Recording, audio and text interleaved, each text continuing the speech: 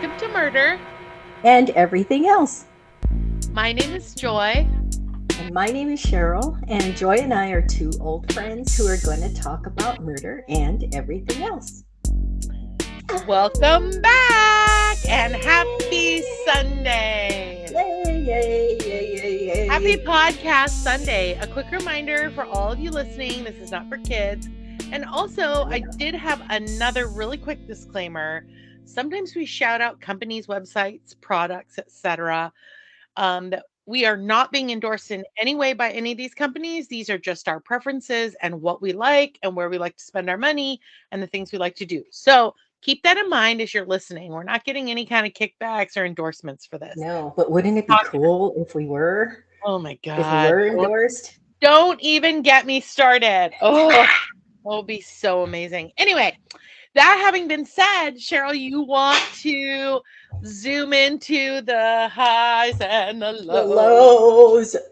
Well, I don't know if anybody wants to hear this low, but let's head on back to my wonderful experience with Verizon. So I mentioned a couple weeks ago, I think that Kevin and I went to upgrade our phones, and an hour later we walked out without any phones. And then we found out last week that the knucklehead who was trying to quote unquote help us he upgraded our account without our consent. And so it was $80 more. Anyway, so I'm going to keep this short. After an hour and a half on the phone, trying to straighten this out, and the woman on the phone who said she was going to put everything back to where it was, and it's yet to be seen because we haven't looked at the account because we're dropping them anyway. Half an hour later, I could not text anyone with an Android. So I don't know what she did, but Kevin signed up for T-Mobile that night, and so we have new phones, and we're going to drop Verizon. And I'm sorry, I told the Verizon rep, I'm like, you need to tell your manager that you guys got to get better training, because I'm not criticizing you personally, but I get a different answer from everyone, blah blah blah. Anyway, so yeah, I couldn't text. Remember, I couldn't text you, I couldn't text Christine. It was stupid, and I was like, I'm not going to fix this, because it says I tried everything. I'm pretty tech savvy when it comes to this, the settings and all that jazz. I tried every single thing, and I'm like, and I read it online. It said it's probably an issue with your carrier, and I was like, the last thing I want to do is talk to Verizon again. So I just waited until we switched companies, and now I can text everyone. Yay! But yeah, I just don't know what's happening with customer service. It's like you try to fix one thing and something else goes awry. And so, it's been less than a week with T-Mobile. It's great until it's not. I'm sure something that will happen in the future.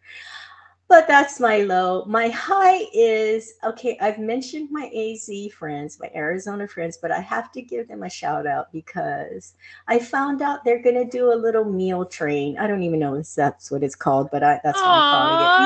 Yeah, where they're going to take turns, because I'm having surgery in a couple of days, and they've already talked about and planned, dropping off food, which is... I love that. Yeah, I was like, I'm not worthy. I mean, seriously, I wanted to cry. It's just the sweetest thing. Also, it's Christine's birthday tomorrow.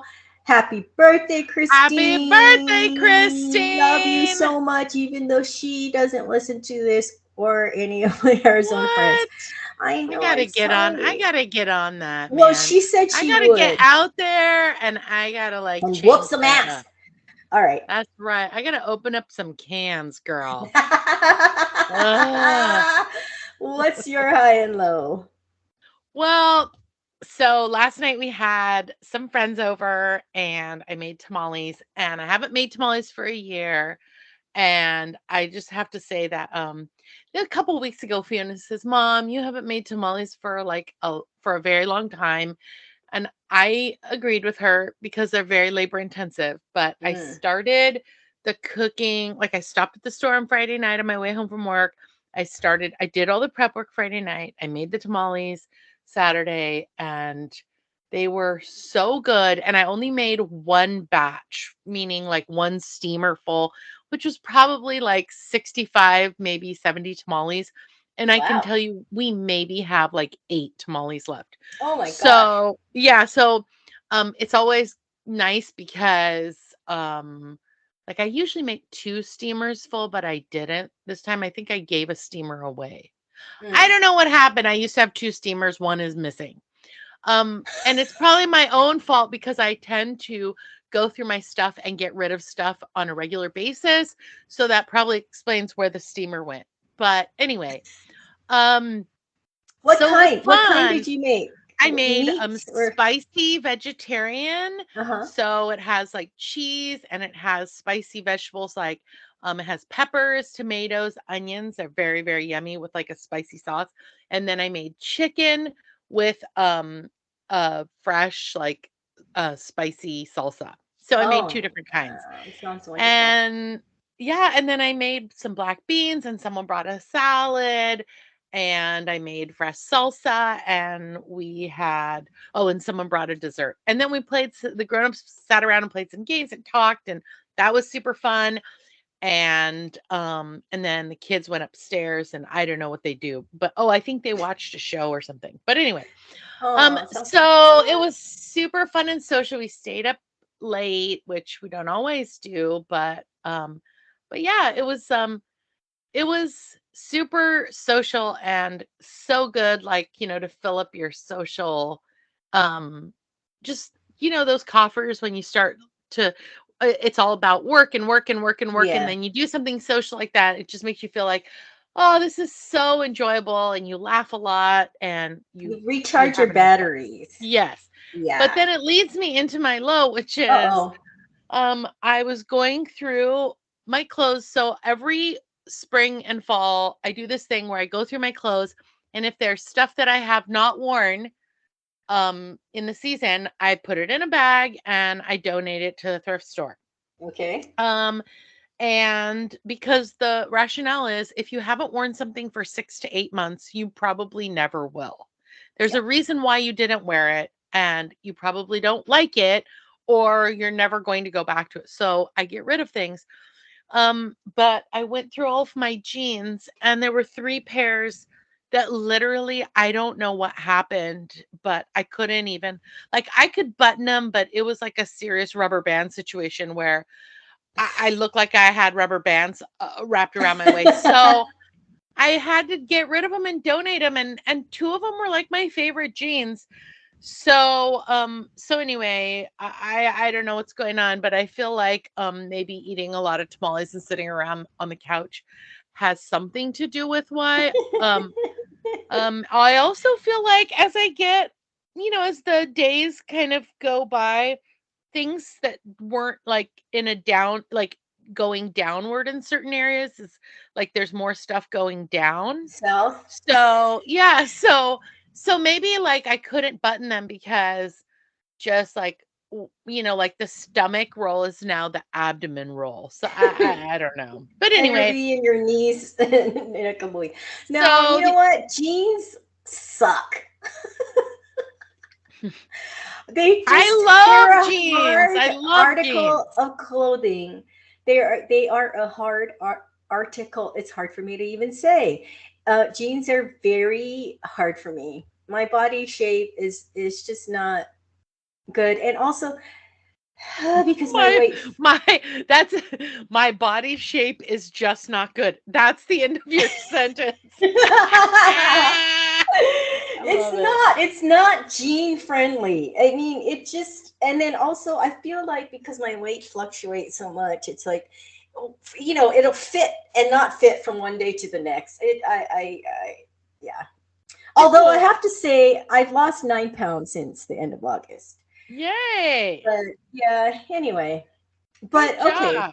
Can Well, you tell right now? Like when you try on clothes and stuff, can you tell? oh yeah, Because yeah. that's always fun. Yeah. If I I feel mean, unless better. it's not fun. No, But yeah, feel better.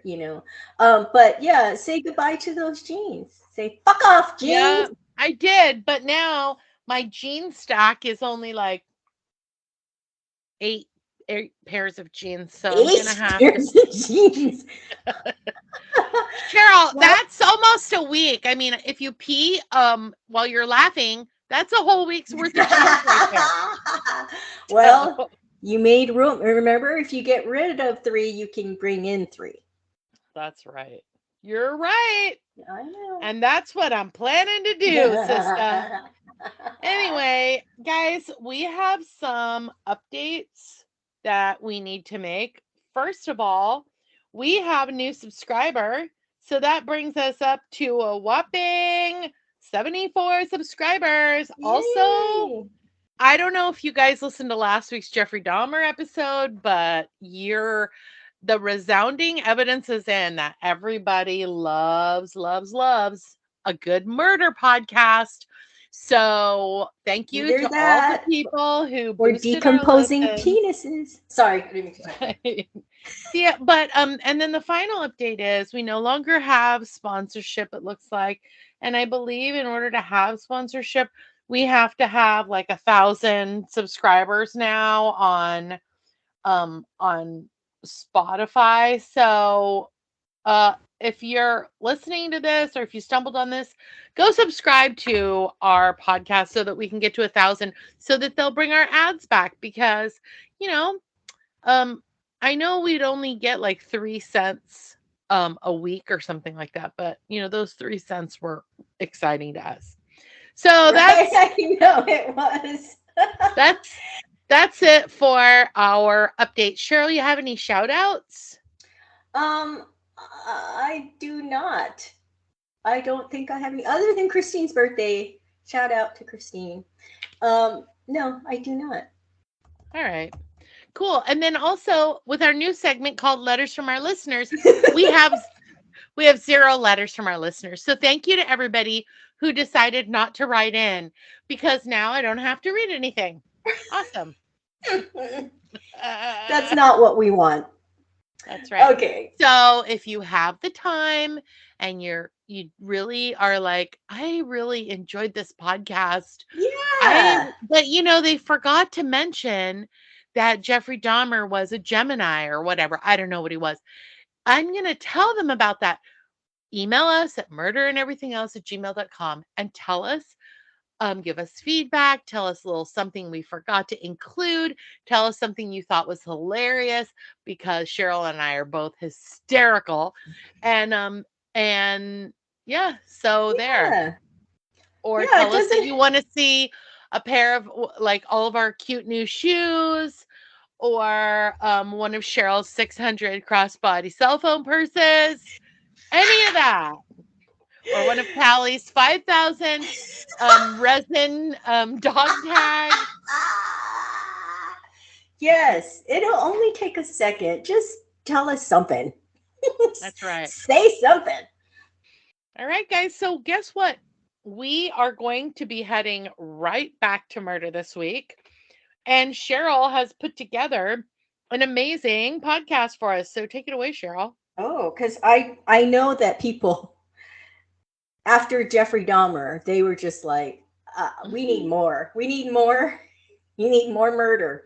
So, Joy, today I'm going to talk about Gypsy Rose Blanchard and her mom, Dee Dee Blanchard.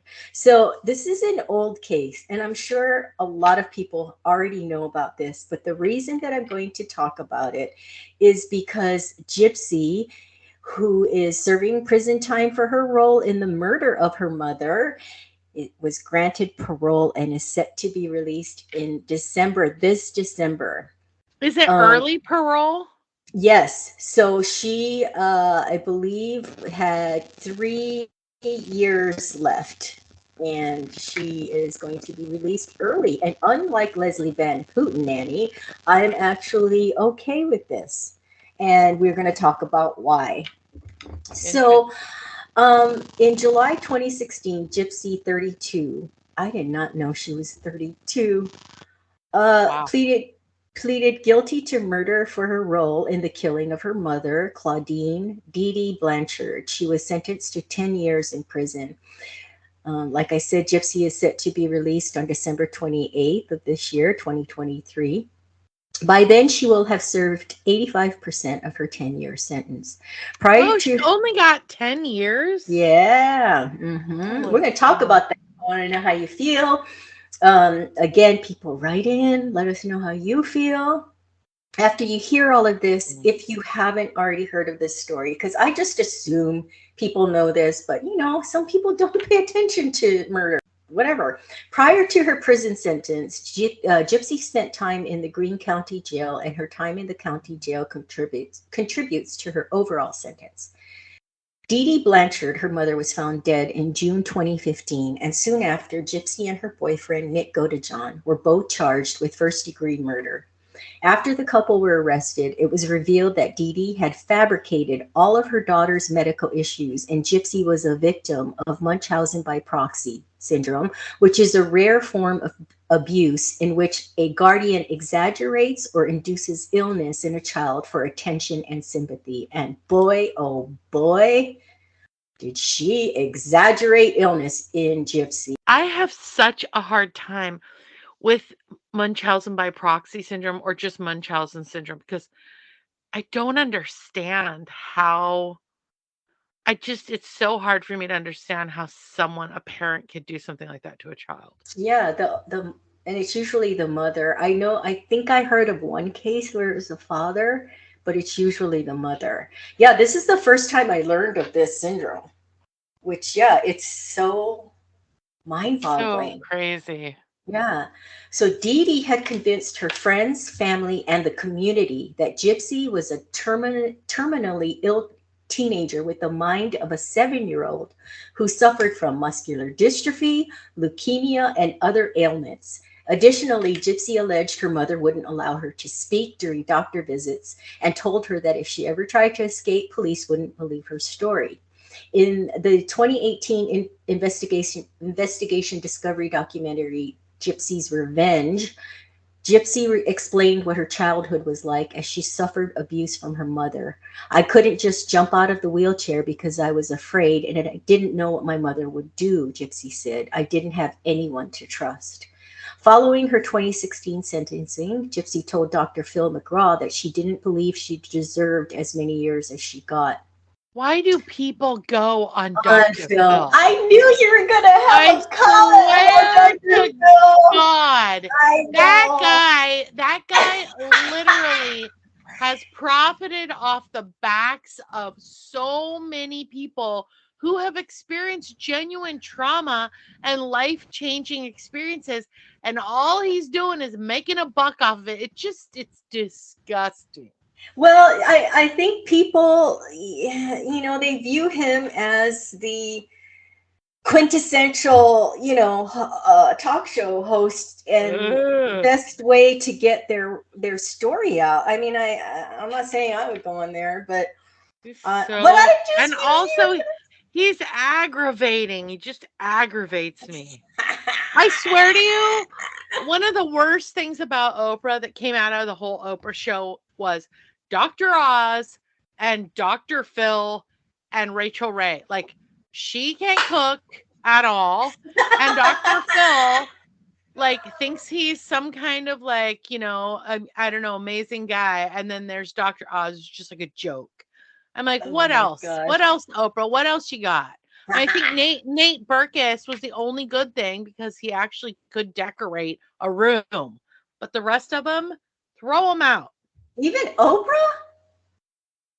It's well, we'll have to talk about Oprah at a later date. Okay, that's a whole nother Oprah. Oh Um, yeah. so Gypsy said, I believe firmly that no matter what, murder is not okay. I do believe that I do deserve some time to spend some time in prison for that crime, but I also understand why it happened, and I don't believe that I'm in the right place to get the help that I need. Gypsy's boyfriend, Nick Godejohn, 32, was sentenced to life in prison without parole in 2019 after a trial. He was convicted of first-degree murder for the 2015 stabbing. Nick met Gypsy online and traveled from Wisconsin to see her in Missouri. Gypsy said in court that she had talked him into it. That was, man, probably the best days of my life. I'm assuming that's how Nick talks. That's the only way I can describe it. um, Nick said of his time with Gypsy in a prison interview for the 2019 Oxygen special, Gypsy Rose and Nick, a love to kill. I enjoyed every second of it. Nick I have to continued. just jump in here and say Oxygen needs to find someone else to make their captions. Gypsy Rose and Nick, A Love to Kill. What a horrible title for a show. Right? Oh, Jesus. so I'm naming this "Mommy Dead and Dearest" because I think that's one of the greatest titles, and I'm taking it from HBO's Mm. documentary. Because remember "Mommy Dearest," the Joan Crawford docu movie way I back in the. never saw it, but I No remember, wire hangers. yeah, I remember reading about it. Okay, so, well, it's like a take on that, "Mommy Dearest," but this is "Mommy Dead and Dearest." I thought that was genius. But yeah, Gypsy Rose and Nick, a load to kill. Um, so Nick says from the very beginning, I just knew we were soulmates. Those 5 days when I was actually with her, physically with her, those 5 days were the most intense and magical and awe-inspiring days I've ever had. Gypsy Can and we Nick. stop? Can we stop using the term soulmates? Yeah. I feel like What is that? it just feel like it's so annoying when people say I feel like we're soulmates. If I had $1 for everybody who said that they were married to their soulmate and 3 years later they're divorced, I think I would be a bazillionaire. God. You need to tell that to Jen Lo, J Lo, Jen Lo, J Lo. Yeah, she's been married to 5 of her soulmates. I, she got a lot of soulmates. I wonder who the next one is. Um, Right. so Gypsy and Nick have since separated, these soulmates. A family friend told People in April 2019 that she was engaged to a man she met as a pen pal while in jail. I do believe that that's over as well. She said, I feel like I'm more free in prison than living with my mom because now I'm allowed to just live like a normal woman. And that's That's pretty really sad. sad. That's very sad, but I can see that that was probably very true. So that was from People magazine. So from ID Crime Feed, ABC News. Cream feed. So, what was I trying to say the other day to you? It was oh my god, I wish I could remember what it was. It was so funny. Um, it's countless true crime. Okay, you guys, this is really early in the morning for me. I don't know what my excuse is in the afternoon, but my lips have not woken up. Okay, countless That's what true. she said. Oh my god. Okay, countless true crime cases involve a parent and or a child committing some form of illegal atrocity. In recent times, however, few such incidents have more powerfully shocked and fascinated the public than the case of Dee Dee and Gypsy Rose Blanchard. Dee Dee was a mother who seemingly sickened her daughter for decades to get attention and affection. Well, it's more than seemingly, it was proven. Gypsy Rose was the victim who eventually lashed out at her victimizer in homicidal fury.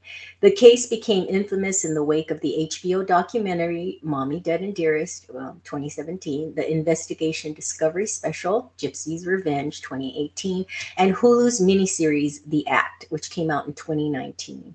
It also brought worldwide attention to the disorder Munchausen syndrome by proxy. What follows is a deeper look into Dee Dee Blanchard, the crime she's thought to have committed, and the ultimate crime that Gypsy Rose committed against her in return. On June 14, 2015, police found Dee Dee Blanchard, 48, stabbed to death in her Springfield, Missouri home, where she had been lying in a pool of her own blood for several days. Perhaps even more distressing was that Gypsy Rose Blanchard, Dee Dee's daughter, had gone missing. The extremely ill child depended on her mother for every aspect of her existence, so time was of the essence in locating her. The murder horrified all who knew the mother and daughter, and authorities flew fast into action, fearing the worst for poor Gypsy Rose. When the truth came out, though, it overwhelmed even the darkest guesses as to what might have happened. Gypsy Rose had spent her entire life suffering from a battery of severe medical conditions, ranging from asthma to muscular dystrophy to leukemia. Gypsy relied on a wheelchair, and she had apparently experienced brain damage that caused her to have the mental capacity of a 7-year-old. None of that, however, was true. It later came to light that Gypsy Rose's alleged maladies arose from her mother's Munchausen syndrome by proxy, a condition in which a caregiver intentionally makes up or causes illnesses to the person in their care. I mean, that's incredible. Not only do they make it up, but they cause it. That's Yeah, fucked it's up, crazy. I crazy just fucked looked up. up what causes Munchausen syndrome by proxy, and it says that doctors aren't sure what causes it, but it may be linked to problems during the abuser's childhood. Oh, and So we're gonna get into that. remember Yeah, several episodes ago we talked about how childhood trauma can literally be the explanation for so many later in life problems, addiction, and being abusers themselves, and also now you can add and becoming serial killers, and now you can add Munchausen syndrome by right. proxy, Munchausen proxy, but I don't know what it's called. Munchausen by Syndrome by Munchausen proxy, syndrome by proxy. Munchausen proxy by syndrome. Yeah, yeah, everyone. Huh. So the foundation for their entire lives and their behavior is from childhood, from their baby, when they're a baby. So yeah, like yeah, I Well, want to and talk about. also I also forgot to mention that I looked up why is it called Munchausen syndrome, Yes, and it's thank you, named please. after a German aristocrat, Baron Munchausen, who became famous for telling wild, unbelievable tales about his exploits and past, which I think is total crap, because just because he liked to exaggerate, which I mean, who doesn't like to exaggerate a good story now and then? Why does that all of a sudden like put you in the category of being some kind of psychopath? I Right. don't get it. Oh, that's so interesting. I've Isn't never that bothered to look interesting? up. Wait a minute. So he told wild tales, and then how did it? Okay, I so don't then know. now it's what does by proxy mean? By proxy means that they're doing it to someone else. So if you have Munchausen syndrome, that means you're constantly harming yourself so that you get garner attention Attention. for your own medical Or problems. you're lying But about it, right? Munchausen, right, but Munchausen by proxy means that you're doing it to someone else. So by Okay. proxy. Okay, got it. Okay, thank you, everybody. We learned something today. I'm probably the only one that didn't know. Okay, so Dee Dee, in fact, had spent the previous 23 years relentlessly injuring, starving, poisoning, and otherwise incapacitating Gypsy Rose. Wait, She so also, she wasn't 7, she was 23. no, for the 23 years. Oh. But you said that she was a 7-year-old. So when she went to prison, she was pretending to be 7. Yeah, that's what. No, not 7 at that Oh. time. But Uh, no, not 7 years in age. They said that she had the mind of a 7-year-old. oh, And okay. poor Gypsy was like acting, she was playing along. So she was perfectly mentally Well, I remember her saying, healthy. I remember seeing a report where she was like, he went talking like, and I Yes. was like, what the heck? And then all of a, and it looked like her teeth were all gone. Yeah. Her mother probably had her teeth pulled. And then Oh my here's the God. crazy thing. I don't understand how the doctors, she took her to a lot of doctors and got medications for these made up illnesses. Well, she probably caused some illnesses. So when they saw her, she probably had some of these symptoms, but Well, some of and them were made up. Cheryl, maybe they moved around a lot. Yes, made. Well, it didn't say that in the thing. So listen, she also, she meaning Dee Dee, also reportedly swindled doctors into performing multiple surgeries that Gypsy Rose did not need. Isn't that incredible? Surgery. I can understand like swindling them to get prescription medication, but to have surgery? I have to question the doctors, no? So Okay. I can see to a certain extent how this could happen. Just from what I know of like people who are in fundamentalist communities and who tend to eschew any like medical advice or tend to do what they consider research and come up with their own medical advice. And a lot of times these are anti vaxxers and they're people who believe they can cure illnesses by drinking, like by juicing or being vegan or all these things. And I'm not calling out veganism or anything like that. I'm just saying, or holistic people. I'm just saying that like a lot of people who live in isolated communities can fly under the radar and their children don't get regular wellness checks, they don't get vaccinations. And so, when you have an outbreak of something like measles or whatever, it's like people scratching their heads wondering, how are all these kids getting measles? We thought measles was eradicated. It's like, no, you've got a group of people who don't believe in modern medicine and who are taking these things into their own hands. And it sounds like this is what this woman was doing. No, but I still, that doesn't answer why a doctor Yeah, you're for right. an I mean, illness. and also, like, then do the exam and find out what's wrong with her and an MRI and whatever. Don't just start cutting into kids. Well, that's what I'm saying. Who are these doctors? Because that's what they would do. Maybe their They first name would. was Doctor.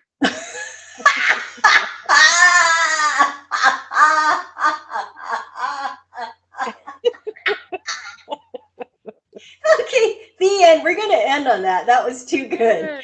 Um, Uh, because seriously, you do have to then do tests to I confirm what you're know. gonna freaking operate on. Well, and It's of course, amazing.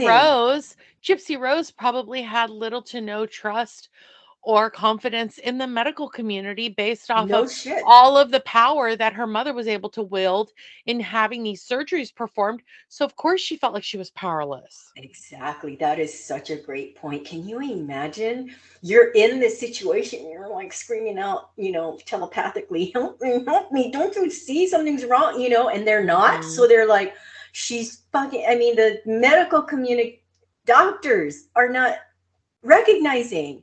I'm sorry, it should have stopped at the doctors. I am sorry. So, as a result, an international network of sympathy surrounded Gypsy Rose, with individuals, businesses, and foundations donating a house, funds, treatments, trips, equipment, and other material comforts to the Blanchards. So, for example, after Hurricane Katrina ravaged their home in Slidell, Louisiana, Gypsy, then 14, and her mother moved to Springfield, Missouri, where they eventually settled into a house built by Habitat for Humanity. The home even had a wheelchair ramp for Gypsy to use. The whole house was like ADA, um, um, what do you call that? For Disability Act. The whole house was designed, right, for the wheelchair Wow. that Gypsy did not need. Also, Gypsy won Child of the Year award from the Oli Foundation. Oli is a nonprofit that aims to enrich the lives of patients dependent on home intravenous nutrition and tube feeding through education, advocacy, and networking, according to its website. Each year, they name a Child of the Year who is 18 years of age or under, home pen consumer for 1 year or longer, and shows a positive attitude in dealing with illness and therapy, which encourages and inspires others. Gypsy had a feeding tube. She had a feeding tube, Joy, though she didn't really need one, and was God. given the award in 2007. So, did you hear of Hulu's miniseries, The Act? No. Okay, I watched it. And yeah, she had a feeding tube. It was unbelievable. And then I don't know if this part is true, but she did, for this award. She they showed the award in her accepting the award. Um, and she gave a speech like in that little voice, like you've heard her doing that. Can you imagine? She was like totally fine, Crazy. and she was going along with it because she's scared of her mom. So, in order to keep the attention and benefits coming in, Dee Dee continued to intensify her abuse of Gypsy Rose until finally the victim struck back in the most dramatic way possible. So, when Munchausen syndrome by proxy turns fatal for the perpetrator, the first indication that all was not as it seemed happened the very day that cops discovered Dee Dee's body.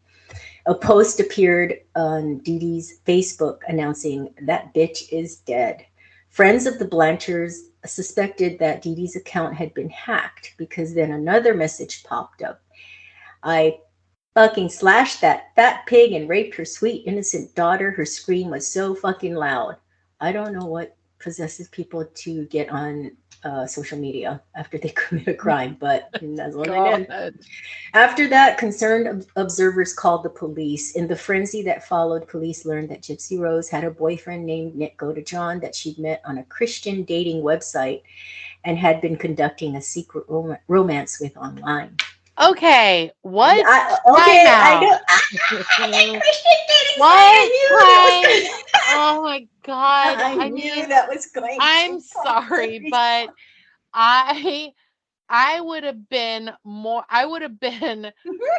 if they had met on a dating site called Barn Finds, I would have been like not so surprised. But a Christian Yeah. dating site, like, hi, friends, if you need any more indication that someone is crazy out of their mind, head on over to, I don't know, Christian Mingle or whatever. I mean, it's just unreal. And I mean, this is okay. Carry on. I'm like, No, what? no, tell us how you Uh, feel.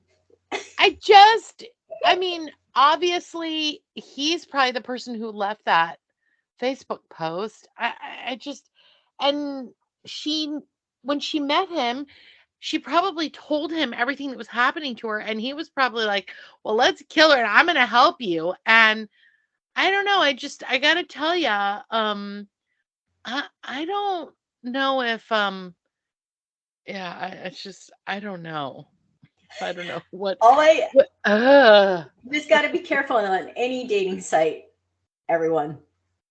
I'm not gonna, but ugh, yeah, it is very disturbing and alarming because you think, Christian, it'll be, good, ugh, I knew that was gonna elicit a guys, response from you, I just like Bill can't. McGraw, and I'm so I, thrilled because I called it in my head. I was like, she's gonna stop me. She's gonna stop. oh God. Oh my God. So after that, investigators traced the IP address of their internet connections and found Gypsy Rose and Nick Godejohn's home in Wisconsin.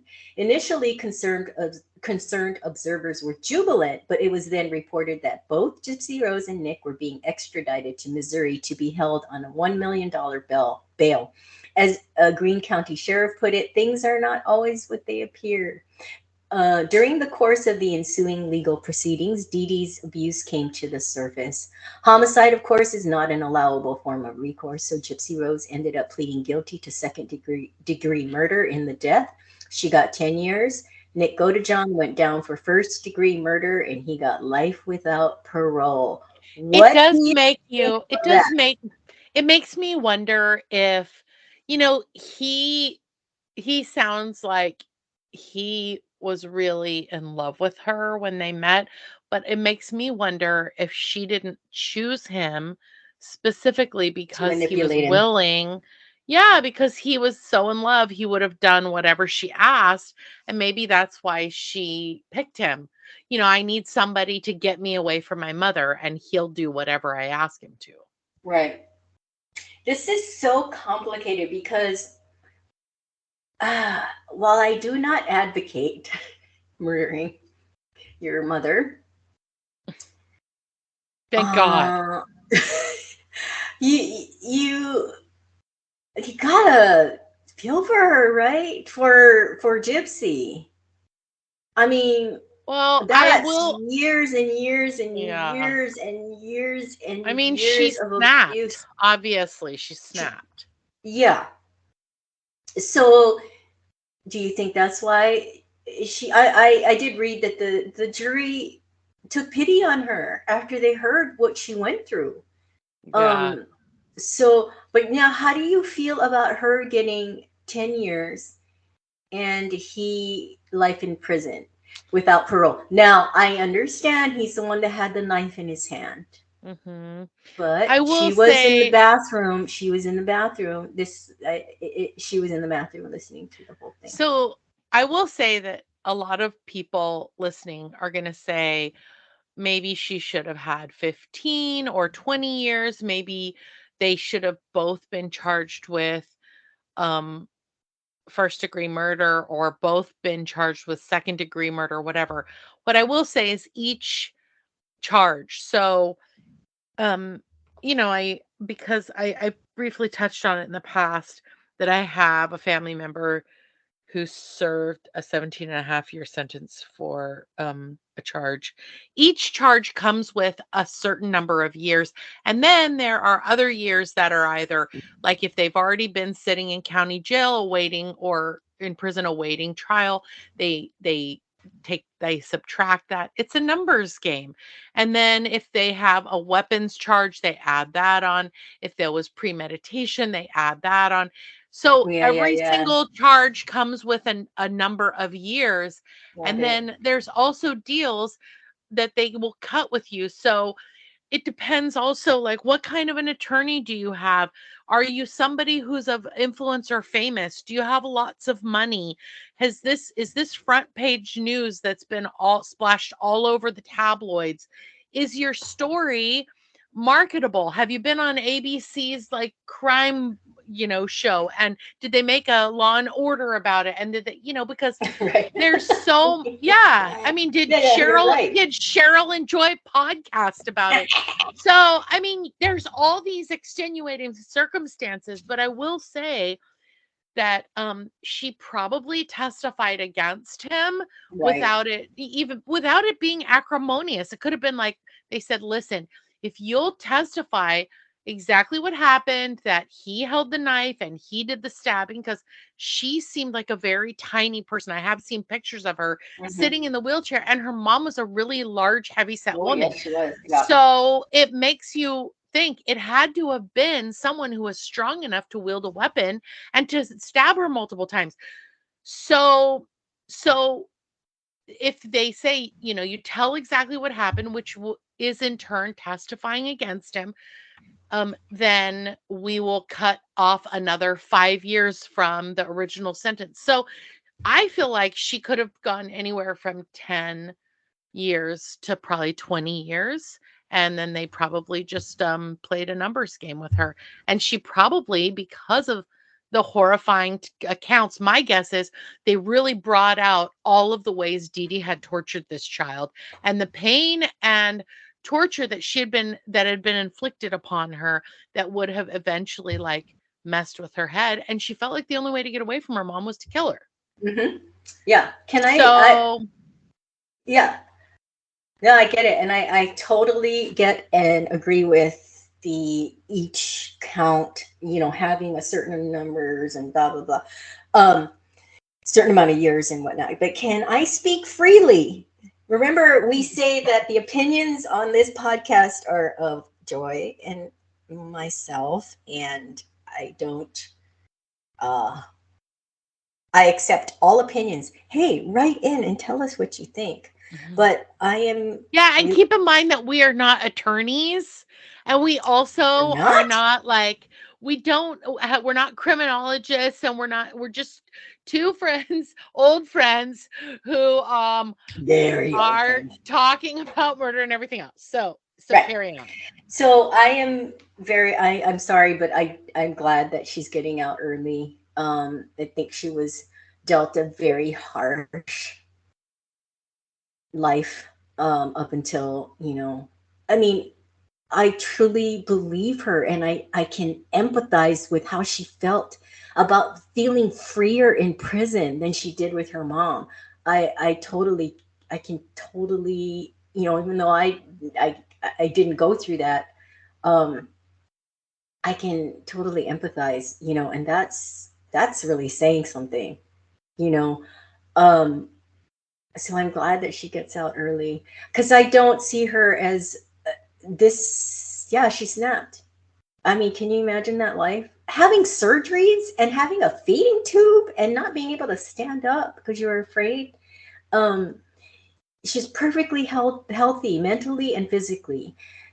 Now, so I can kind of, I feel bad for the dude because he loved her and he was trying to help her, and now he's in prison for life and they're not together anymore, and life without parole.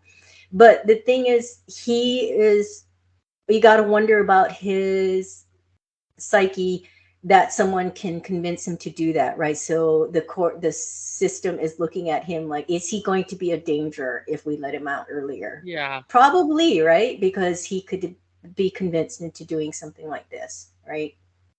Yeah. Whereas she, it was a specific, it's not, I don't see her going out and doing this again because her perpetrate, oh, it's too early for me to say that word, is gone.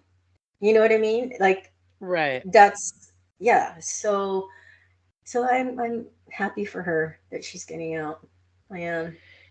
Yeah, I think that I don't know what her quality of life is like. I don't know like what kind of extenuating health problems she has as the result of all of Oh the yeah. things that she was put through. But my guess is that she's going to have a hard time probably, for the rest of her life with any kind of like fallout from, she had a freaking feeding tube. I mean, I don't know. Are you going to go into like the As she kind of was stuff her mom did to her? as she was growing, she had all these things done to her, so it's gotta have Yeah. screwed with her body and, Oh yeah, her yeah. mind and whatnot. No, uh, I don't think. Well, let's talk about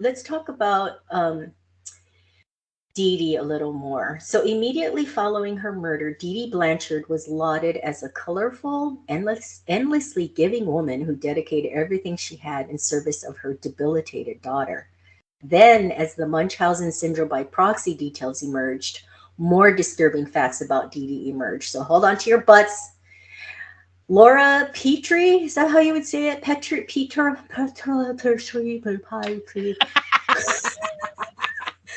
Laura, Dee Dee's stepmother, says she spent 9 months bedridden after Dee Dee poisoned her food with weed killer. Wait, how did the stepmother know that? Okay, because after Dee Dee left, the stepmother got better. I don't know how they found out it was weed killer. There's probably details in that. But Oh my God. in addition, other relatives believe Dee Dee may have starved her own biological mother to death. So she poisoned her stepmother and Wow. starved her own mother to death. Listen to this, everyone. Family members who have gone on record so far seem to indicate that they don't miss Dee Dee. So now you guys are probably saying, where was Gypsy's father, right? Oh, That here Dee we Dee go. for the first few years of her life, Gypsy was a normal toddler, vibrant and full of energy. However, Dee Dee, who had worked as a nurse's aide, soon began to say her daughter was ill. Dee Of Dee was course. saying, yeah, and see, she was a nurse's aide, so she had like knowledge. She had medical knowledge. Dee Dee was saying that Gypsy was sick, had problems sleeping, epilepsy, and it just progressed from there. Rod Blanchard, who is Gypsy's father and Dee Dee's ex husband, told 2020. Rod and Dee Dee's marriage was short lived, and Dee Dee became the full time caregiver. So she had full control. Though Rod enjoyed sporadic visitation with his daughter, he says Dee Dee never left them alone. All the. I just have to stop here. Okay, Okay? stop me. Stop me. I don't know first of all why anyone, if your name is Roderick or Rodney and you're looking for a Oh. nickname, don't go don't go with Rod. That is not Pick what I thought you were going. pick something else. Well, how Okay? did we get Dick from Richard? Someone explain that to me. I don't know, That, but and what guy wants to so be called Dick? that's, well, Dick didn't used to be what people called your wiener. It used to be something else. My guess is Dick was like a perfectly acceptable name in the 1940s. And then some like potty mouth was like, "Ooh, that looks like a bit, and then it became a bad word, a slur or whatever. Or like Hello. Yeah. but I just have to say, Hello. My change name is the like JJ. Okay, go ahead. if your name is Roderick or Rodney, go with the nickname, I don't know, Knee or I- Rick. Rick. or Oh, Rick Rod. Mm-hmm. or Ick. But Rod is a horrible nickname. Okay. Secondly, I just have to stop this. I don't care if your ex-wife is hovering when you come to visit. Why? First of all, there is, and this is where I call bullshit. Bullshit. He was not there to see when she became the full-time caregiver. Okay, that's fine, but the fact of the matter is he is also a parent I know. and should have had the child at least every weekend in his care. So something happened to Rod. Either he wasn't interested in parenting his child or he was not in a position of being able to because of whatever reason, maybe financially, or he wasn't on his own, or he didn't have money or whatever. But the fact of the matter is she had enough control that he was completely boxed out or iced out of this relationship, which I'm sorry, but I call it absentee parenting or deadbeat dad. And for anyone who's listening to this, if you fall into that category, you know exactly who you are. If you don't have your child 50% of the time, then get another job so that you can afford it. Because I have a zero tolerance for these people who are like, oh, she watched me all the time. And then Right. I know. and then I couldn't go to the back. It's like, no, if you're involved, if that little girl had been going to stay with her father every weekend and 2 weeks at Christmas and a month in the summertime, she would have told him, my mother is poisoning me. Yeah, and I totally agree. You heard it here, everyone. I mean, I get it. Yep. I hate It's awful. criticizing people because I always try to give people the benefit of the doubt, and I'm always like, you never Oh, know. no, we I don't. know my We're bleeding heart, always we're always judging the shit out of judgy wudgy everything. pudding pie. That's Um, right.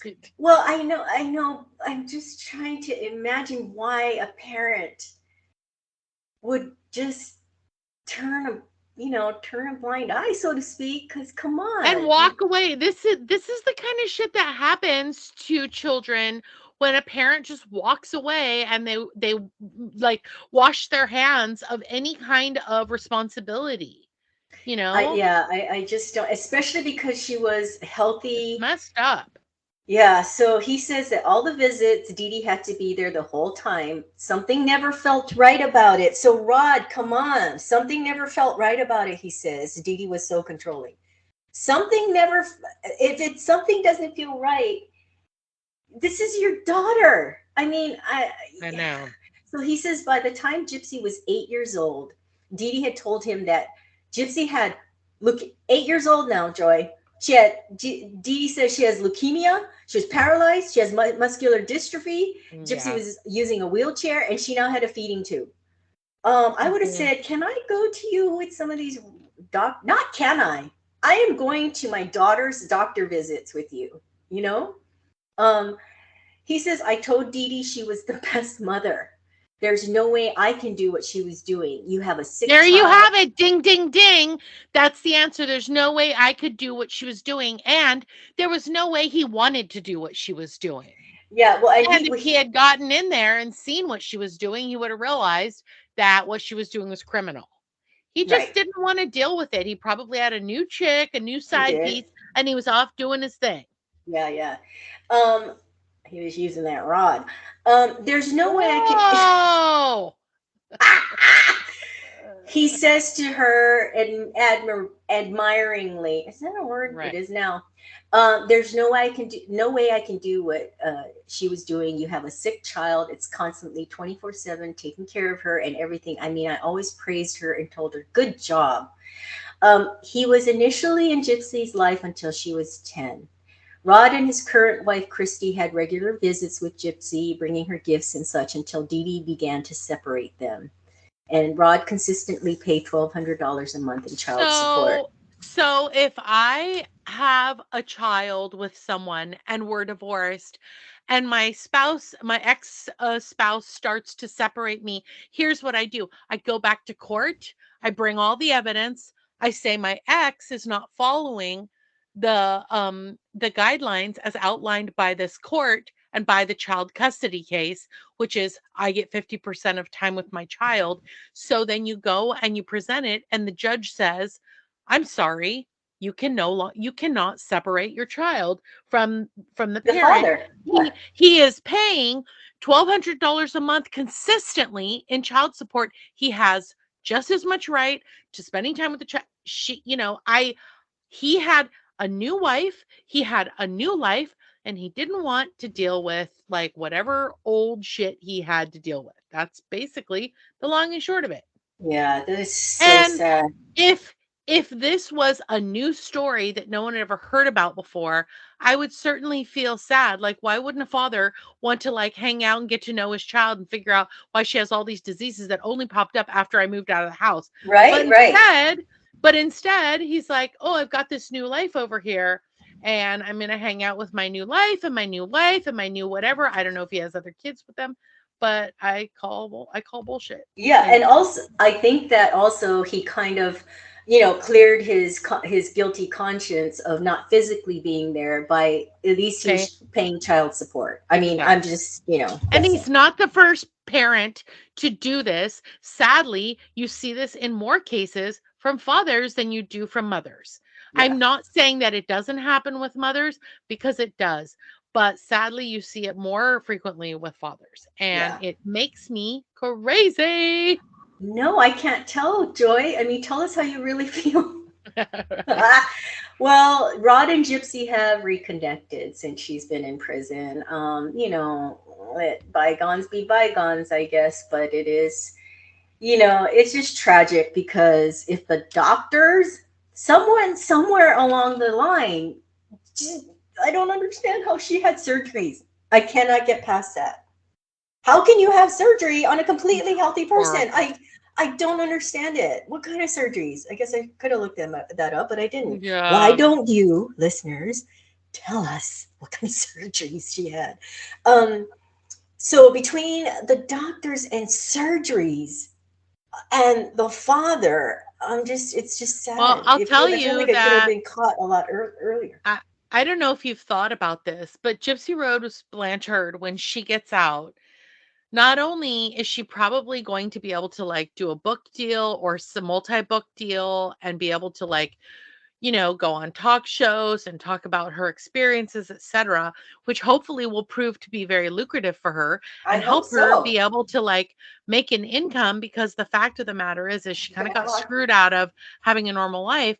But the Her other thing she education, should everything. do is Yeah. she should probably consider hiring an attorney who is going to open up a class action lawsuit of some sort against every single one of those doctors Right. who didn't turn over all those stones and who did those procedures. And maybe those hospitals or those doctors or whatever, or those insurance companies that carry the doctor's malpractice insurance, they will then have to pay out because of her pain and suffering. Because none of those surgeries should have happened to a child that was being tortured by a crazy mom.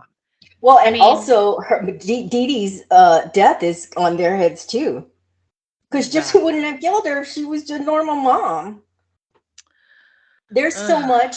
And so this brings me back to Take Care of Maya. If anybody listened to that, there is a trial is going on now. yeah. So you have that case where um, Maya truly had this very uncommon condition, and the child and the CPS immediately said, "Oh, Munchausen syndrome by proxy." And then you had this case where, my God, this healthy girl is having surgeries and nobody's saying shit.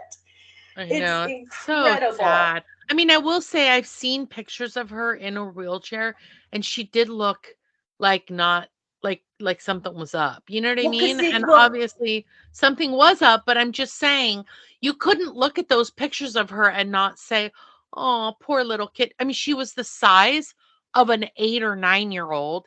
She looked severely emaciated. I mean, especially now to think about, that she wasn't an 8 or 9 year old her whole life. She was it, she probably was not menstruating oh because yeah, of no all the doubt. stuff that was happening.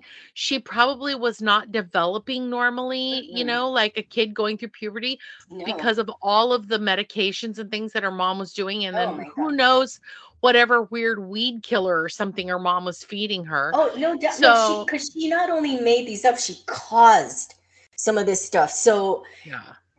Well, first of all, she shaved Gypsy's head for a long time because she had to prove she had cancer. You know what I mean? She had leukemia and was going through whatever. So So that, crazy. yeah, um, yeah, it's so complex, these things. You also mentioned that she no longer is with the Go to John guy and she met a A new long time guy. ago. I'm sorry.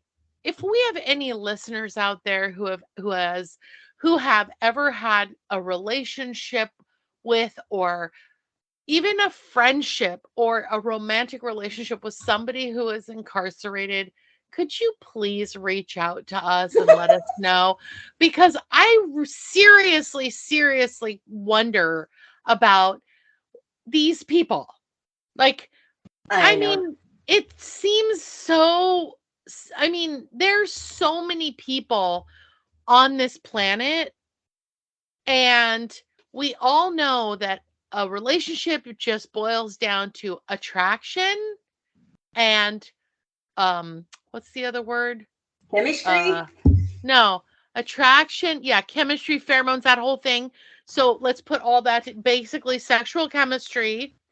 And the second component is, what do you call it when you're willing to put up with compromise? Okay. So you got sexual chemistry, attraction, all that on one camp, and compromise.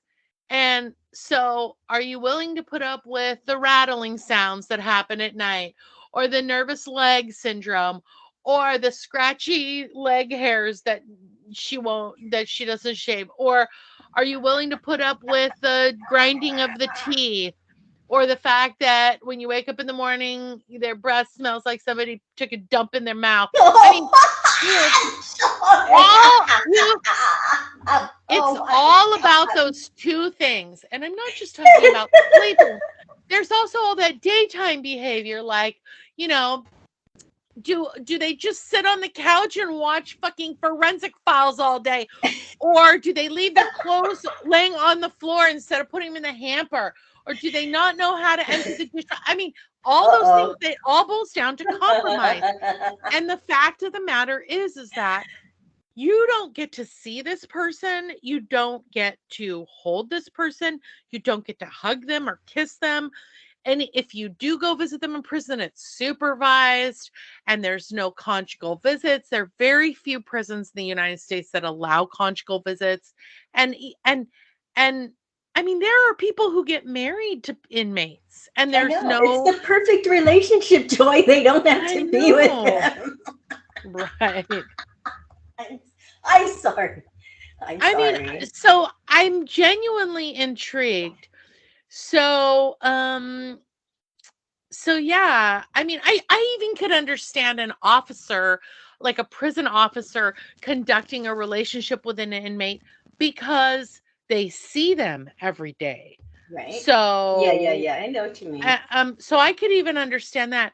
But if you have been a person who has been attracted to this kind of relationship or involved in this kind of relationship, why don't you drop us an email at murder and everything else Please. at gmail.com? And I would like to talk to you because I have a list of questions that I would like to ask you. Oh, And no. maybe you could Okay. even come on our podcast, because this woman has she's going to get out and she's got a dude waiting for her to get out. And I mean, her first guy who killed her mom was her soulmate. So I can't wait to find out about the second guy. I mean, seriously. Well, Jenlo, I want to call her Jenlo. She got 5 soulmates so far. So Gypsy has 4 more to go to catch up with JLo. That's right. But Gypsy's never been married. I know. I don't know. We're gonna have to do an episode on JLo. Maybe. And also, J-Lo's only been married 4 times. Only. Yeah, Oh I thought it was boy. 5. Let's see, who is it? She was married to Chris Judd for like 8 months. No, she was married to someone before that, Oh, right? she was married to Ohani Noah from Yes. 1997 to 1998. So that sounds like a year. One whole Chris year. Judd for like 8 months. Mark Anthony from 2004 to 2014. So that was a 10-year marriage. Oh, And that's a now good one. and now to Ben Affleck. She married him in 2022. So Ugh. she's not yet at the Elizabeth Taylor stage. Yeah, she's probably going to surpass her at some point. I mean, wasn't Elizabeth Taylor married like 7 or 8 times? Yeah, but Zsa Zsa Gabor leads the pack of superstars who has been married 9 times. Ooh, wow.